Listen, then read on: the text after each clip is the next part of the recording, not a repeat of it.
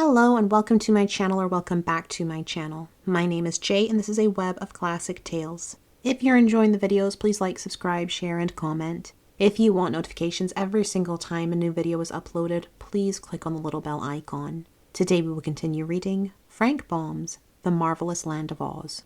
Tip reflected. It's a hard thing to be a marble statue, he thought rebelliously, and I'm not going to stand it. For years I've been a bother to her, she says. So she's going to get rid of me. Well, there's an easier way than to become a statue. No boy could have any fun forever standing in the middle of a flower garden. I'll run away, that's what I'll do. And I may as well go before she makes me drink that nasty stuff in the kettle. He waited until the snores of the old witch announced she was fast asleep, and then he arose softly and went to the cupboard to find something to eat. No use starting on a journey without food, he decided. Searching upon the narrow shelves, he found some crusts of bread, but he had to look into Mombi's basket to find the cheese she had brought from the village.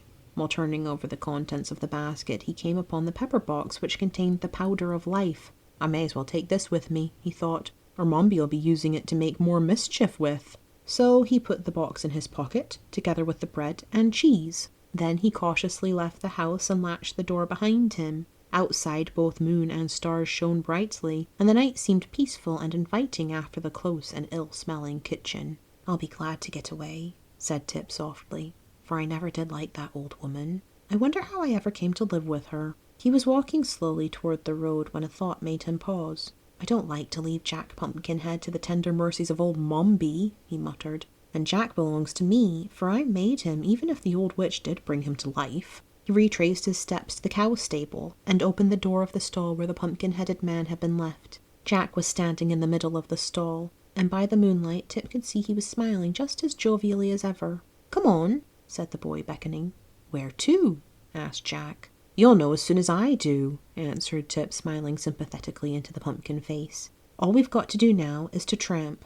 Very well, returned Jack, and walked awkwardly out of the stable and into the moonlight. Tip turned toward the road and the man followed him. Jack walked with a sort of limp, and occasionally one of the joints of his legs would turn backward instead of frontwise, almost causing him to tumble. But the Pumpkinhead was quick to notice this, and began to take more pains to step carefully, so that he met with few accidents. Tip led him along the path without stopping an instant. They could not go very fast, but they walked steadily, and by the time the moon sank away and the sun peeped over the hills, they had travelled so great a distance that the boy had no reason to fear pursuit from the old witch. Moreover, he had turned first into one path, and then into another, so that should anyone follow them, it would prove very difficult to guess which way they had gone, or where to seek them. Fairly satisfied that he had escaped, for a time at least, being turned into a marble statue, the boy stopped his companion and seated himself upon a rock by the roadside. Let's have some breakfast, he said.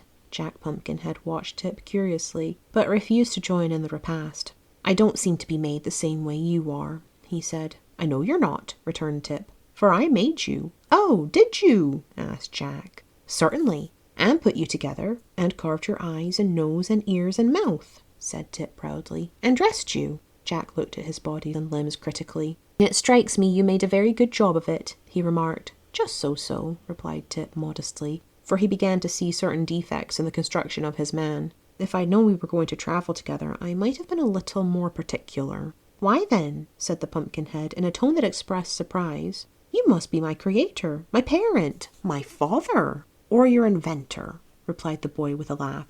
Yes, my son, I really believe I am. Then I owe you obedience, continued the man, and you owe me support. That's it, exactly, declared Tip, jumping up. So let us be off. Where are we going? Asked Jack, when they had resumed their journey. I'm not exactly sure, said the boy, but I believe we are headed south, and that will bring us sooner or later to the Emerald City. What city is that? Inquired the Pumpkinhead. Why, it's the centre of the Land of Oz, and the biggest town in all the country. I've never been there myself, but I've heard all about its history. It was built by a mighty and wonderful wizard named Oz, and everything there is of a green colour, just as everything in this country of the Gillikins is of a purple colour. Is everything here purple? Asked Jack. Of course it is, can't you see? Returned the boy. I believe I must be colour-blind, said the Pumpkinhead after staring about him. Well, the grass is purple, and the trees are purple, and the houses and fences are purple, explained the boy. Even the mud in the roads is purple. But in the Emerald City, everything is green that is purple here. And in the country of the Munchkins, over at the east, everything is blue. And in the south country of the Quadlings, everything is red. And in the west country of the Winkies, where the Tin Woodman rules, everything is yellow." "Oh," said Jack. Then after a pause he asked, "Did you say a Tin Woodman rules the Winkies?" "Yes, he was one of those who helped Dorothy to destroy the Wicked Witch of the West, and the Winkies were so grateful that they invited him to become their ruler, just as the people of the Emerald City invited the Scarecrow to rule them." "Dear me," said Jack. "I'm getting confused with all this history. Who is the Scarecrow?" "Another friend of Dorothy's," replied Tip. "And who is Dorothy?" "She was a girl that came here from Kansas, a place in the big outside world. She got blown into the land of Oz by a cyclone. And while she was here, the Scarecrow and the Tin Woodman accompanied her on her travels." "And where is she now?" inquired the Pumpkinhead. "Glinda the Good, who rules the Quadlings, sent her home again," said the boy. "Oh, and what became of the Scarecrow?"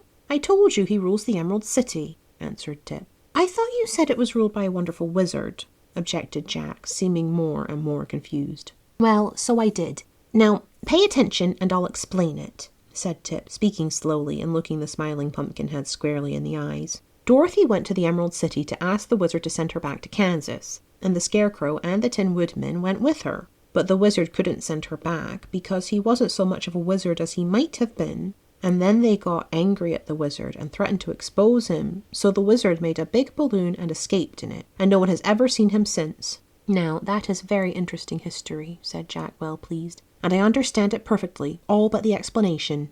"I'm glad you do," responded Tip. "After the wizard was gone, the people of the Emerald City made His Majesty, the Scarecrow, their king, and I have heard that he became a very popular ruler." "Are we going to see this queer king?"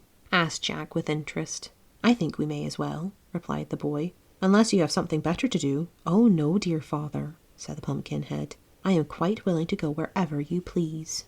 Thank you for listening. This has been Frank Baum's The Marvelous Land of Oz, Chapter 3. I've been Jay. This has been a Web of Classic Tales. Please like, subscribe, share, comment. Click the bell icon for notifications. I hope you're having a fantastic day. Have a nice life, and I'll see you next time.